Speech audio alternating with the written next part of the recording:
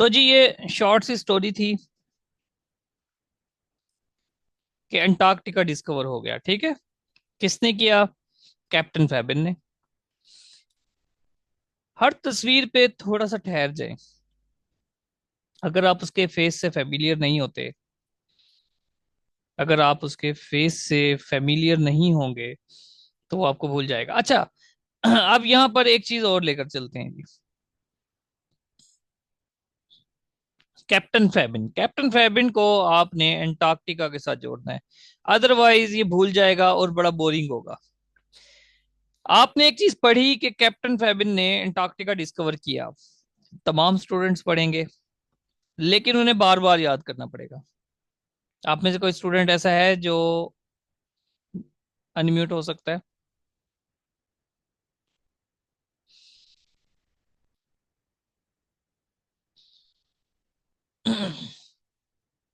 चलें, कोशिश करें। कोशिश करते हैं कि ये जो वर्ड है। सर हाँ जी। आमना, अच्छा। सर आपने कहा अनम्यूट हो सकते हैं, मैंने कहा जी सर। अच्छा, आमना, आपको आज आपने मेरे पहले कोई लेक्चर लिए हैं जिसमें मैं कोई एसोसिएशंस बना रहा हूँ, क्वेश्चंस को ब्रेक डाउन कर रहा हूँ और उसमें दिखा रहा हूँ कि कोई वर्ड्स को ब्रेक डाउन करके इमेज वाली शेप्स बना रहा हूँ, ऐसा कोई लेक्चर देखा आपने मेरा? Sir today my first day, तो मैंने कोई लेक्चर नहीं देखा। नहीं, कल जो मैंने लिंक भेजा था वो नहीं देखा? जी सर देखा था, थोड़ा सा नेट में इशू आ रहा था। फर्स्ट हम्म। लेक्चर देखा था। अच्छा जी। सेकंड वाला बी पार्ट नहीं देखा था अच्छा, जी। बी नहीं देखा। तो हम क्या करते हैं, हम ऐसी शेप्स में कन्वर्ट करते हैं। एंटार्क्टिका की कोई शेप नहीं है जी। फैबिन की ये शेप है, लेकिन आपको भूल जानी है। हमने इसको कोई ना कोई ऐसी खूबसूरत कोई दिलचस्प शक्ल देनी है कि कैप्टन फैबिन को आप अंटार्कटिका के साथ जोड़ दो। अगर आप नहीं जोड़ोगे तो आपको हर मर्तबा जब भी ज्योग्राफी रिवाइज करोगे आपको ये याद करना पड़ेगा। आप बार बार कहोगे कैप्टन फैबिन ने डिस्कवर किया अंटार्कटिका, कैप्टन फैबिन ने डिस्कवर किया अंटार्कटिका, अंटार्कटिका अंटार्कटिका डिस्कवर किया कैप्टन फैबिन, ये वो इस तरह से आपको जोर बार बार हिल हिल के ये याद करना पड़ेगा। तो क्यों ना इसको हम इंतहाई दिलचस्प बना दें। इंतहाई नहीं बना सकते तो कम से कम ऐसा जरूर बना दें कि ये हमें इस पे ज्यादा एनर्जी ना लगे, इंटरटेनिंग हो हमारे लिए। सोचें जी, इसमें आपको कुछ ब्रेक डाउन करने की कोशिश करें, क्या इसको ब्रेक डाउन करें, कोई दिलचस्प वर्ड बन सकता है अंटार्कटिका का? आंट है इसमें, आंट। आंट मतलब चींटी। और क्या है? टिक्का है जो माथे पे लगाते हैं। तार है इसके अंदर, तार। सबके कुछ ना कुछ शेप्स हैं। ठीक है, और क्या है जी इसके अंदर? आर्क भी है। आंट है, चलो आंट देख लेते हैं जी। आंट अगर हम देखते हैं ना इसमें, एंटार्कटिका में, एंटार्कटिका हो या कोई भी कॉन्टिनेंट हो, हर कॉन्टिनेंट को कोई ऐसी दिलचस्प शेप दे देना, हर कंट्री को कोई ऐसी शेप दे देना, उसके नाम को ब्रेक डाउन करके, तोड़ के, मरोड़ के, कि वो एक दिलचस्प वर्ड बन जाए आपके लिए। जय उस जब आपके लिए वो दिलचस्प बन जाए, हर इंफॉर्मेशन उस दिलचस्प वर्ड के साथ कनेक्ट कनेक्ट कर दें। ठीक है, अंटार्कटिका में आप यूं समझें कि एक ऐसी आंट है, आंट, जो कि एंटार्कटिका, टीका, टीका से कोई और वर्ड, हाँ टीका, यानी कि एक ऐसी आंट है जिसको बुखार हो जाता है और उसको टीका लगता है, यानी कि इतनी बड़ी वो आंट है। आंट मतलब आंटी भी हो सर सकता है हम आप। ऐसे नहीं, जी। सर हम ये भी कह सकते हैं कि जो आंटी हैं उनका सोने की तार का टीका है। मतलब सोने, याद ही करना है ना। हाँ सोना। जी, सोने की तार का टीका। तार का टिक्का, बिल्कुल बिल्कुल, वेरी गुड, बन सकता है। क्योंकि इसमें तार भी आ गई है, इसमें इन टिक्का भी आ तार गया। का टीका। हाँ जी। जी। अंटार्कटिका, यानी कि आंटी के पास एक सोने की तार का टिक्का है। चलो जी, ऐसे बात कर लेते हैं। और वो अपनी गाड़ी के कैबिन में उसको रखती हैं। बन सकता है ना जी। जी वो जो टीका है वो उसको जी कैबिन जी। में रखती हैं। फैबिन छोड़ो, कैबिन कर लो। कैबिन होता है ना गाड़ी में, कैबिन होता है जो कार का, तो उसको वो कैबिन में रखती हैं। बन सकता है कि नहीं बन सकता? जी सर, बन सकता है। कुछ और बनाएं। फैबीन को कुछ और बना सकते हैं। इसमें बीन वर्ड है, बीन, बीन मतलब वो जो बजाने वाली बीन होती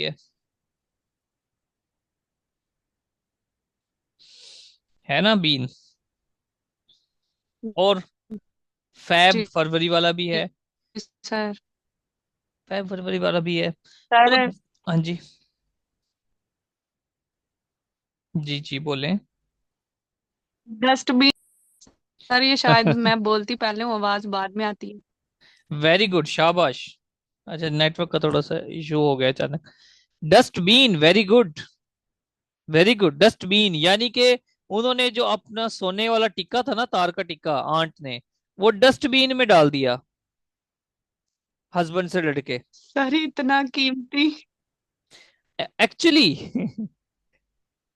जब आपने ये सोचा, आपके इमोशंस को टच किया, जब इसने आपके इमोशंस को टच किया तो आपको कभी भूलेगा नहीं। सही है। जिस वक्त आपने इस पे थोड़ा सा जी जी। ठहर के इसको अगर बना लिया, आप यकीन करें, आप भूलना चाहोगे इसको भूल नहीं सकते। आप मुझसे लिखवा लें, आप मुझसे लिखवा लें। आप ये लेक्चर स्लाइड आगे चली जाएगी, आपने लेक्चर को रिवाइज नहीं करना, कल मैं इसको आप क्वेश्चन में दूंगा, आप मुझे इसका आंसर सही लिख दोगे। तो बताएं कि वो 10 मर्तबा घोटे लगाना ज्यादा बेहतर है, जिसमें हर मर्तबा जो 2 महीने बाद भूल भी जाना आपको, या इस तरह से थोड़ा सा एमसीक्यूज पे ठहर के उसके अंदर अपनी क्रिएटिविटी ऐड कर दो? कौन सा ज्यादा बेहतर है?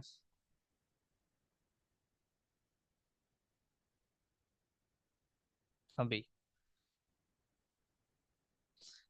देखें। सर यही कि जो इमोशंस को टच कर रहा है, या जिसमें हम क्रिएटिविटी ले रहे हैं, या फिर हम उसको याद करने के लिए कोई भी ऐसा वर्ड बना रहे हैं, कोई दिलचस्प बात कर रहे हैं, वो ज्यादा बेहतर है। इजी है। हाँ जी। इजी, इजी जी बन जाएगा, इजी बन जाएगा आपके लिए ना। तो इसमें है क्या, ध्यान से समझना बात को। अब क्या ये बात आपको बुक में लिखी हुई नहीं मिलेगी कि कैप्टन फैबिन ने अंटार्कटिका को दरियाफ्त किया? मिलेगी कि नहीं? मिलेगी। मिलेगी सर। तो फिर आपको एकेडमी ज्वाइन करने का क्या फायदा हुआ? ये फायदा हुआ जस्ट,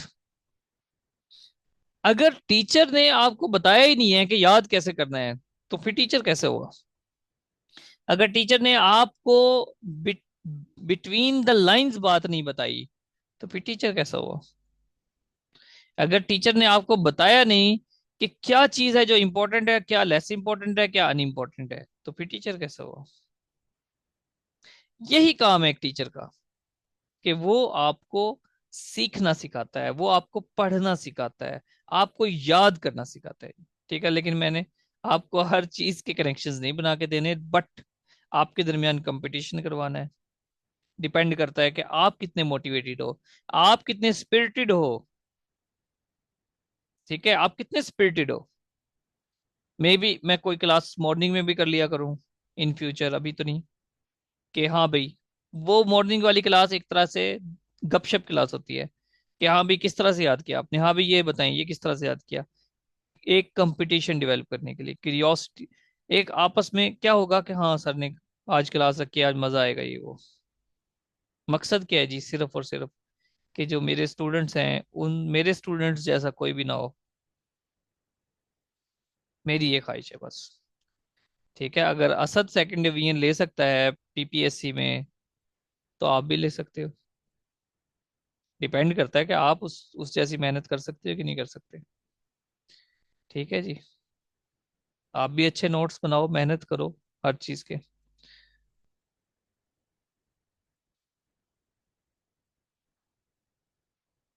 चलें जी, हम आगे चलते हैं।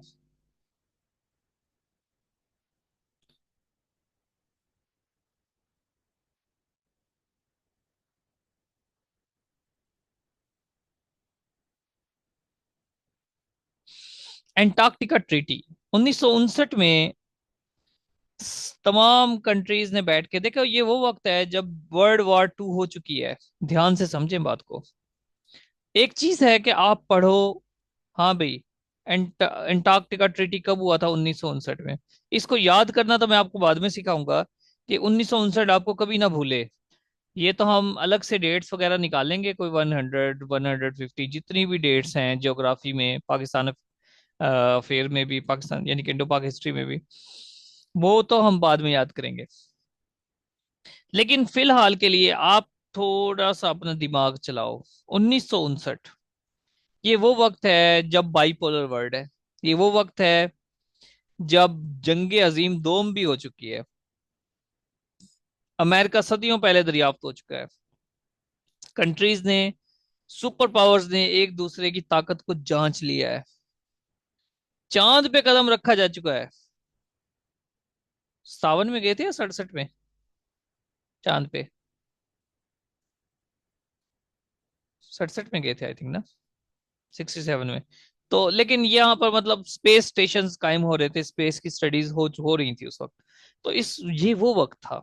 चुनाचा कंट्रीज ने, जो सुपर पावर्स थी, जो पावरफुल कंट्रीज थे, उन्होंने बैठ के डिसाइड किया कि भाई एंटार्क्टिका जो कॉन्टिनेंट है, जो अभी पिछली सदी में दरियाफ्त हुआ है, वो किसी का भी नहीं होगा। ध्यान से देखें, वो किसी का भी नहीं होगा। ऐसा नहीं कि उस पर लड़ना शुरू कर देना, ऐसा नहीं है कि उस पर बम मार के उसकी बर्फ पिघला के वहां पर फैक्ट्रियां लगानी शुरू कर देना। नो, ऐसा नहीं है कि वहां पर पहले एक कंट्री रशिया पहुंच जाए, अमेरिका को कहे आपको आने की इजाजत नहीं है। नो, उन्होंने बैठ के ये सोचा कि अगर हम इसकी बर्फ खत्म कर देंगे तो हमारे तो सिटीज डूब जाएंगे।